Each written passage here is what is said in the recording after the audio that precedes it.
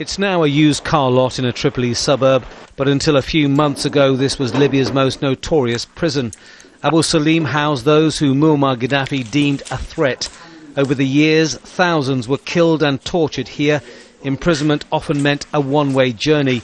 That was meant to be the fate for Abdul Hafid, a lawyer from Misrata. He was arrested for being an alleged American agent and he was due to hang. He was rescued by opposition forces 6 days before the planned execution. We were extremely scared in the beginning, but we had belief in God and shared the Quran, and even though we were in the hands of Gaddafi, God kept us strong. They exchanged messages and parts of the Quran on tin foil lids of meal packs and passed water and food like this when the guards were away.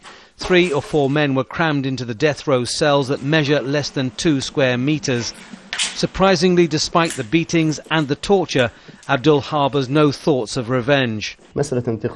I have no need for revenge. I even visited the person who beat and tortured me. I talked to him to turn him into a new Libyan man and far away from Gaddafi's philosophy.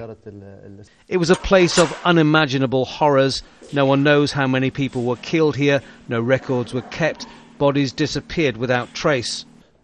There's little that's come to symbolise the brutality and the oppression of the Gaddafi regime more than this prison, and in particular the events that happened here almost 16 years ago, which produced the sparks that lit the fuse of Libya's Arab awakening. On June the 29th, 1996, in this prison yard, 1,200 men were gunned down in 2 hours.